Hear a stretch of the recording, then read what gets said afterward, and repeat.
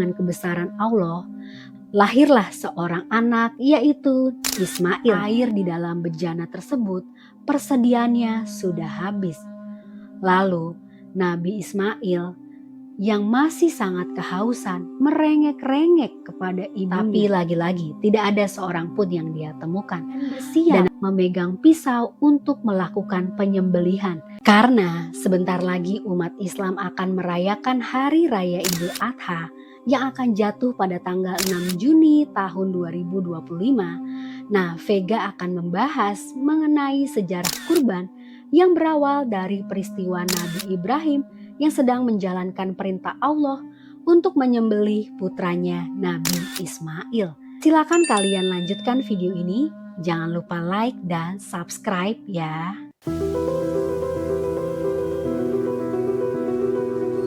Hai, I'm Vega. Terima kasih sudah klik video ini. Bagi kalian yang belum subscribe, silakan subscribe ya. Oke guys, dengarkanlah dan menjadi tahu. Berawal dari Nabi Ibrahim yang tidak memiliki anak sampai di masa tuanya. Lalu Nabi Ibrahim ini berdoalah kepada Allah agar dianugerahi seorang anak yang soleh. Lalu dengan kebesaran Allah, lahirlah seorang anak, yaitu Ismail, yang dilahirkan dari ibunya Siti Hajar.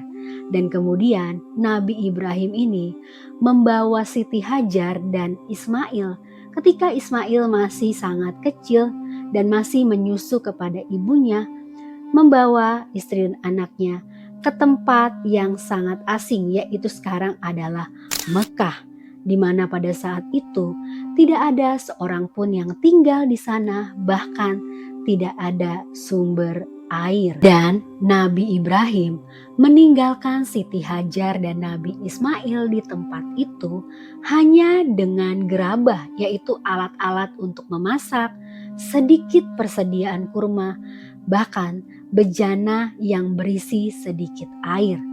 Dan ketika Nabi Ibrahim ini ingin berangkat, Siti Hajar mendekati Nabi Ibrahim dan mengatakan sesuatu yang diulangnya berkali-kali, yaitu, "Wahai Ibrahim, kemana engkau hendak pergi? Apakah engkau akan meninggalkan kami sedang di lembah ini tidak terdapat seorang manusia dan tidak pula makanan apapun?"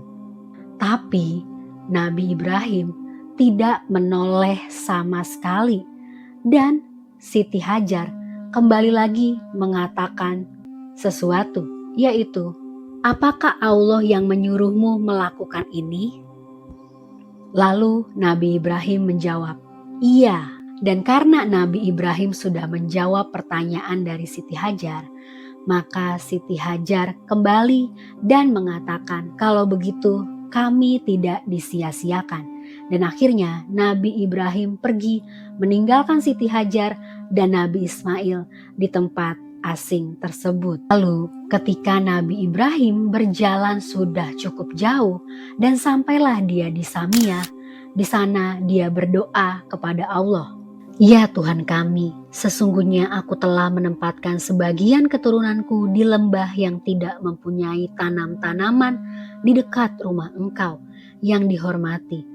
Ya Tuhan kami, agar mereka mendirikan sholat, maka jadikanlah hati sebagian manusia cenderung kepada mereka, dan beri rezekilah mereka dari buah-buahan, mudah-mudahan mereka bersyukur."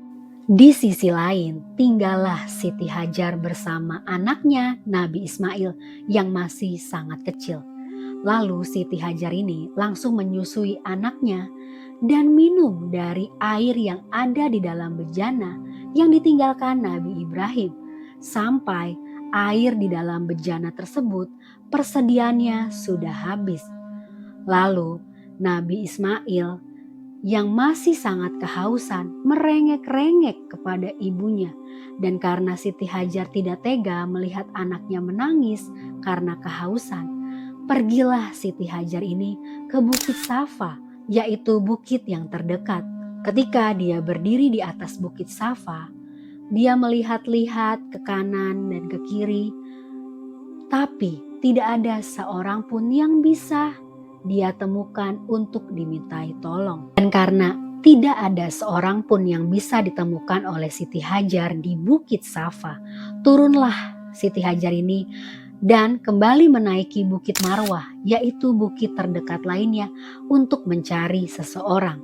Ketika melihat-lihat di sana, tapi lagi-lagi tidak ada seorang pun yang dia temukan. Dan akhirnya Siti Hajar ini 7 kali berlari-lari mengelilingi Bukit Safa dan Bukit Marwah. Tapi tiba-tiba aja ada suara yang mulai didengarnya, yaitu ternyata ada malaikat yang ada di dekat sumber air Zam-Zam, di mana malaikat itu menggali tanah dan muncullah air. Lalu Siti Hajar mulai membendung air itu dengan tangannya, dan air kembali menjadi banyak dan sangat deras. Lalu karena Siti Hajar teringat bahwa Nabi Ismail sedang menangis merengek-rengek karena kehausan, Siti Hajar ini langsung meminum air tersebut dan menyusui Nabi Ismail. Singkat cerita, Nabi Ismail ini tumbuhlah menjadi anak yang sudah besar, dan di suatu hari ayahnya yaitu Nabi Ibrahim kembali menemui anaknya yaitu Nabi Ismail. Dan Nabi Ibrahim datang menemui putranya kembali yaitu Nabi Ismail untuk menyampaikan perintah Allah, di mana perintahnya untuk menyembelih putranya Nabi Ismail, yaitu maka tak kala anak itu sampai pada umurnya berusaha bersama-sama Ibrahim, Ibrahim berkata, "Hai anakku, sesungguhnya aku melihat dalam mimpi bahwa aku menyembelihmu, maka fikirkanlah apa pendapatmu." Bisa kita bayangkan ya betapa taatnya Nabi Ibrahim ini kepada Allah. Ketika dia sudah bertahun-tahun menantikan seorang anak, bahkan sampai tua, justru dia harus meninggalkan anaknya di tempat yang asing. Bahkan tidak ada seorang pun di sana. Dan ketika anaknya sudah besar, Allah kembali memerintahkannya untuk menyembelih anak tersebut. Begitu besar iman dari Nabi Ibrahim. Selanjutnya Nabi Ismail menjawab perkataan Nabi Ibrahim, yaitu, "Hai Bapakku, kerjakanlah apa yang diperintahkan kepadamu. Insya Allah kamu akan mendapatiku termasuk orang-orang yang sabar." Selanjutnya Nabi Ismail meminta kepada Nabi Ibrahim untuk menjalankan perintah Allah. Dan Nabi Ismail pun berjanji agar menjadi seseorang yang akan sabar dalam menjalankan perintah Allah. Dan Nabi Ibrahim pun yang akan menjalankan perintah Allah tersebut mulai membaringkan anaknya dan bersiap memegang pisau untuk melakukan penyembelihan. Dan Allah yang sedang menguji Nabi Ibrahim, akhirnya terlihat bahwa Nabi Ibrahim dan Nabi Ismail menunjukkan begitu besar keteguhan, ketaatan, dan kesabaran iman mereka.